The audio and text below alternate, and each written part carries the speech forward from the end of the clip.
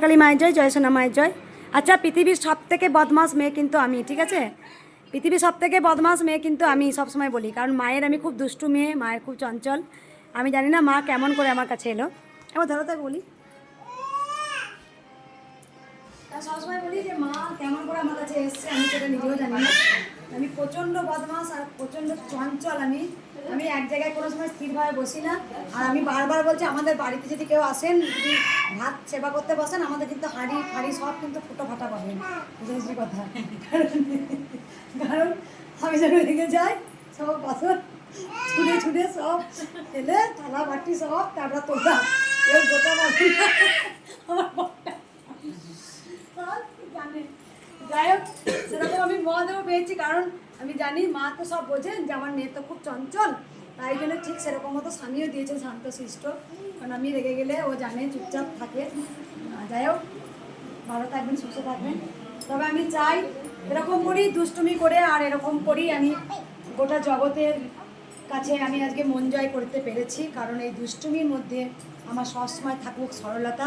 তবে একটা কথা বলতে চাই, আমার যত বয়স হবে কিন্তু আমার তত মনটা কিন্তু শিশুদের মতো হবে, সেটা আমি জানি। যত আমার বয়স হবে তত কিন্তু মনটা শিশুদের মতো হবে। তাই মাকে বলি, মা তুমি ভালো থাকো, তুমি সুস্থ থাকো, আর সবাইকে তুমি ভালো রাখো, সুস্থ রাখো। বলো মা, একটু তোমার কথা শুনে একটু বলো, চোখে স্বামীর চোখের কী হয়েছিল বলে? চোখের ভিতরে অ্যালার্জি হয়েছিল, চোখের ভিতরে পুরো মোটা মোটা চোখগুলো দেখতে পেতেন জল পড়ছে। তো সেইটা মায়ের খানে এসে ওষুধ খেয়ে জবা ফুল খেয়ে মানে পুরো এখন ক্লিয়ার। আর 2 বছর কোনো ট্যাবলেট, কোনো ডাক্তার, কোনো কিছুই নেই। কি স্বপ্ন দেখেছিলে মায়ের, সোনা মায়ের, কৃষ্ণকালী মায়ের স্বপ্ন দেখেছিল? মাকে প্রণাম করতে পারিনি, মঙ্গলা মাকে তোমায় কাঁদতেছিলাম ঘরে, আমি মা প্রণাম করতে পারিনি, কেন আমার এমন হচ্ছে, আর মায়ের জন্য মন অস্থির হয়ে যাচ্ছে, প্রণাম করতে পারিনি। তখন সেদিন রাতে মা আমার স্বপ্ন দিয়েছে যে দেখ মঙ্গলা মা কে ওঠে, পুরো তারা মা, কৃষ্ণকালী মা আর মঙ্গলা মায়ের মুখটা পুরো একদম উপরে, এমনি তারা মা, কৃষ্ণকালী মা আর মঙ্গলা মায়ের মুখটা পুরো আমি যেন নাইটের মধ্যে দেখতে, পুরো বিকল দেখতে পেয়েছি আমি ঘরের মধ্যে। মা চেন্নাই থাকে না, একটা কথা বলি, জয় কৃষ্ণকালী মায়ের জয়। এই যে মা বাবা কিন্তু একজন অ্যাডভোকেট, ঠিক আছে? বাবা কিন্তু অনেক দূর থেকে এসেছেন, তবুও এখনো সময় দিয়ে মায়ের কাছে পড়ে রয়েছেন। কেন না বলি, মায়ের মুখটা যেই এসে দেখেন, কয়েকদিন আগে কতগুলো ছেলে এসেছিল, তারা এসে বলছে, আচ্ছা মা, এই মায়ের মুখটা এত সুন্দর কেন লাগে দেখতে, এত আকর্ষণ কেন করে, কেন? সত্যি করে সবাই বলে যে কৃষ্ণকালী মায়ের মুখটা, আমরা এত, মা তো একটাই, মা তো একজনই, তবু আমরা কৃষ্ণকালী মায়ের মুখটা এত সুন্দর, এত অপূর্ব লাগে কেন?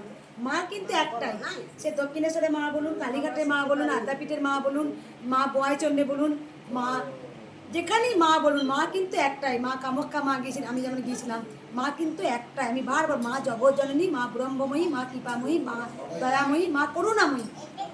তাই জানি না কৃষ্ণকালী মায়ের মুখটা, আমার কিন্তু এই কৃষ্ণকালী মায়ের মুখটা পুরো একদম তৈরি করার কথা ছিল সোনা মায়ের মতো, কিন্তু মায়ের মুখ মা নিজে নিয়েছে।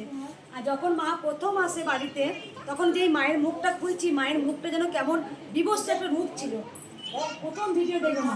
কিন্তু জানি না আস্তে আস্তে মায়ের রূপ এত সুন্দর হয়ে গেছে নিজে নিজে, আর যত দিন যায় মা কিন্তু আরও সুন্দর দেখতে লাগে, মায়ের রূপ আরও যেন ফেটে বেরিয়ে আসে। যাই হোক, আমি হাসলে মা হাসে, সেটা বোঝেন, কারণ মায়ের সাথে আমার কথা হয়, এটা আমি, সবাই জানেন মায়ের সাথে আমার কথা হয়। কারণ লোকে আমায় পাগল বলুক, পাগল আমি নয়, সবসময় এই কথাটা বলি। কারণ এই যে মা এলেন, মায়ের হাইট মা নিজে বললেন, মায়ের নাম নিজে বললেন, মায়ের মন্ত্র জয় কৃষ্ণকালী মায়ের জয়, এটাই। আর সব থেকে বড় প্রমাণ দেখুন, মায়ের নাম কিন্তু কৃষ্ণকালী, কৃষ্ণকালী হয়ে এসেছে। কারণ আমাদের অনেকের সময় ভুল ধারণা থাকে যে কৃষ্ণ পুজো করলে কালী পুজো করা যাবে না, কালী পুজো করলে কৃষ্ণ পুজো করা যাবে না, কিন্তু মা ঘোর কলিযুগে বুঝিয়ে দিয়েছেন যে আমিই কৃষ্ণ, আমিই কালী, আমি এক এবং অদ্বিতীয়। আমাকে তোমরা সবাই যে যেমন ডাকে পুজো করবেন, সেটাই আমি খুশি। তাই অনেকে বলে যে সাই বাবাকে কেউ ভালোবাসেন, আর কেউ ভালোবাসেন বাবা লোকনাথকে, কেউ ভালোবাসেন মা দুর্গাকে, কেউ ভালোবাসেন দেবাদিদেব মহাদেবকে। তা কিন্তু ভগবান এক এবং অদ্বিতীয়, আপনি ভক্তি করে যাকেই পুজো করবেন সে হরিকেই পুজো করা হচ্ছে। তাই কৃষ্ণই কিন্তু কালী হয়ে এসেছেন। এখানে দুটো জিনিস আমাদের শিক্ষা দিয়েছেন, এক হচ্ছে যারা বলতেন যে কালী পুজো করা যাবে না, মা হচ্ছে, বাবা হচ্ছে পরম বৈষ্ণবী, পরম বৈষ্ণব, আর মা হচ্ছে পরম বৈষ্ণবী। বাবা হচ্ছে মহাকাল আর মা হচ্ছে মহাকালী। তাই আমি সবসময় বলবো, অনেকে জানেন না এটা, যে যেই কৃষ্ণ সেই কালী। তাই আর কিছু বলবো না, মায়ের কাছে প্রার্থনা করি। আমি সকল সন্তানকে বলবো যারা মায়ের কাছে পুজো দিতে আসেন তারা কিন্তু কখনই বলবেন না যে মা তুমি শুধু আমাকেই ভালো রাখো, সবসময় বলতে হয় মা তুমি সবাইকে ভালো রাখো। কারণ জানি এই কথাটা বললে ভগবান আরও খুশি হয়, মানে সত্যি করে তুই সবার জন্য চিন্তা করিস যে সবাই ভালো থাকুক, এটা বলতে হয়। আমি এলাম মন্দিরে, আমি ফুল দিলাম, আমি মাকে ফল দিলাম, দিয়ে বললাম মা আমাকে তুমি ভালো রাখো না। মা আমাদের সবার জন্য প্রার্থনা করা দরকার। গোবিন্দর কাছে যেই যান, যে কোনো মন্দিরে যাবেন না কেন, আপনি আপনারটা আগে বলবেন না, আপনি বলবেন মা তুমি সবাইকে ভালো রাখো, তুমি সবাইকে সুস্থ রাখো।